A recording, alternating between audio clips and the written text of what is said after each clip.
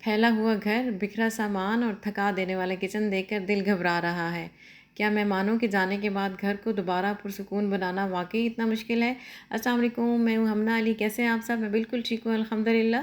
आज हम बात करेंगे मेहमानों के जाने के बाद घर की रूटीन को दोबारा कैसे रीसेट करना है और इससे भी पहले हमने अपने साथ क्या करना है। सबसे पहले ये बताती चलूँ कि आज इस अहम टॉपिक के साथ मैं अपनी गेस्ट सीरीज़ को फ़िलहाल पास कर रही हूँ। ये मेरी गेस्ट सीरीज़ की लास्ट वीडियो है। इसकी वजह ये है कि आने वाले दिनों में कुछ बहुत ज़बरदस्त और अलग टॉपिक्स पे वीडियोज़ आ रही हैं, जिनकी आप में से कई ख़वातीन इसरार कर रही थी। इनमें से समर वेकेशंस के बाद बैक टू स्कूल की तैयारियों के साथ साथ घर के फालतू सामान से होम डेकोरेशन के शानदार आइडियाज़, ऑर्गेनिक हर्बल प्रोडक्ट्स बनाने के तरीके, उनको मार्केट में कैसे सेल करना है वो बताने के तरीके, और ये सब तमाम वीडियोस अब रैंडमली आपके पास आती रहेंगी। गेस्ट सीरीज़ के कुछ बहुत इंपॉर्टेंट टॉपिक जो रह गए हैं वो इंशाल्लाह मैं आपके साथ ज़रूर रैंडमली डिस्कस करती रहूँगी। बस आपने ये करना है कि चैनल को सब्सक्राइब करना है ताकि मेरा और आपका कनेक्शन बना रहे। मेन टॉपिक शुरू करने से पहले सिर्फ विजुअल्स के बारे में थोड़ा सा बताती चलूँ कि आप देख रहे हैं किचन के काम चल रहे हैं। जैसे मेरे पास जैम की पुरानी बॉटल्स थी जिनके ज़िद्दी स्टिकर्स मैंने पानी में डिप करके साफ़ किए और इनमें से ग्रॉसरी सेट करूँगी। सारा प्रोसेस आप अपने सामने देखेंगे। एक ऑप्शन तो मेरे पास ये था कि मैं सिंपल तरीके से इनको धो के इनमें ग्रॉसरी की चीज़ें रख दूँ, लेकिन मुझे क्योंकि किचन को डेकोरेट करने का शौक़ है, पुरानी चीज़ों को रिसाइकिल करने का भी शौक़ है,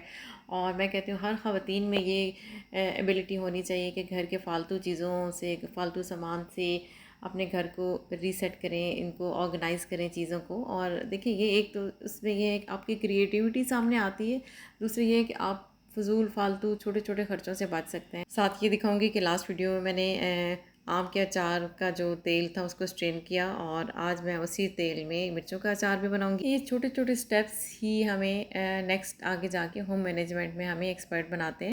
तो अब चलते हैं अपने मेन टॉपिक की तरफ कि मेहमान तो चले गए, अब क्या करना है। ज़्यादातर घरों में मैंने ये देखे हैं और आपने भी ऑब्ज़र्व किया होगा, मेहमानों के जाते ही फ़ौरन डीप क्लीनिंग शुरू हो जाती है।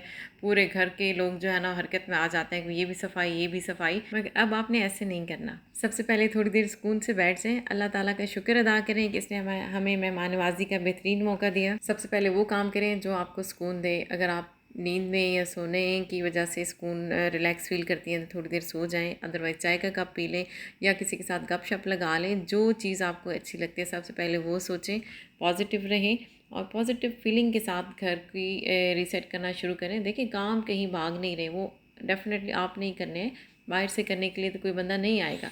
दूसरे नंबर पे आपने जो काम करना है कि खैरियत और तसल्ली का फॉलो अप, चाय पीने के दौरान या इससे फारिग होकर एक हल्का सा मैसेज या कॉल करके मेहमानों की खैरियत मालूम कर लें, चाहे वो घर पहुंचे हैं या रास्ते में। दोनों सूरतें में आप उनसे कांटेक्ट ज़रूर करें। और एक और ज़रूरी बात, मेहमानों के एंड में जाने से पहले, जो आई डोंट नो किसी टॉपिक के साथ सेट तो होती है, लेकिन मैं इसमें ऐड करना चाह रही हूँ कि मेहमानों के जाते हुए उन्हें अपनी हैसियत के मुताबिक छोटा सा गिफ्ट ज़रूर दें। अगर गिफ्ट नहीं है या कोई ऐसी डिश, ख़ास चीज़ आप समझती हैं कि आपके पास अवेलेबल है तो अपने मेहमान को ज़रूर दें।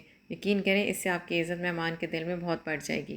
थर्ड पॉइंट कि किचन को हल्का फुल्का और थोड़ा सा वाइंड अप कर दें, डीप क्लीनिंग ना करें। अभी किचन को इस तरह से संभालें कि काउंटर जस्ट ऑफ करें, बचा हुआ खाना फ्रिज या फ्रीज़र में रखें, बर्तन अपनी जगह समेट के रखें ताकि जितनी जल्दी हो आप अपनी रूटीन में आ सकें।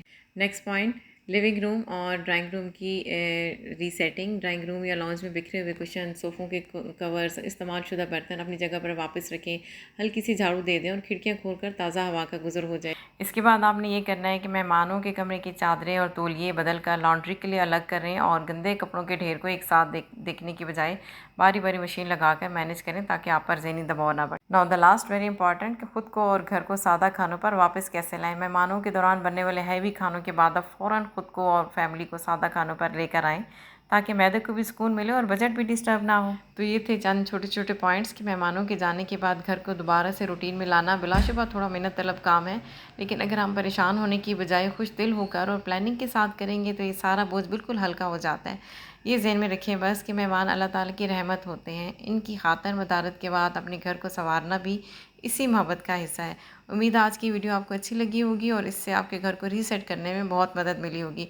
अगर वीडियो पसंद आई हो तो लाइक और शेयर ज़रूर कीजिएगा। कमेंट करके ज़रूर बताएं कि आप मेहमानों के जाने के बाद सबसे पहले कौन सा काम करती हैं। बहुत जल्द मिलेंगे एक नई वीडियो के साथ जिसमें हम घर के फालतू सामान से होम डेकोरेशन, ऑर्गेनिक प्रोडक्ट्स पर बात करेंगे। तब तक अपना बहुत सारा ख्याल रखिएगा।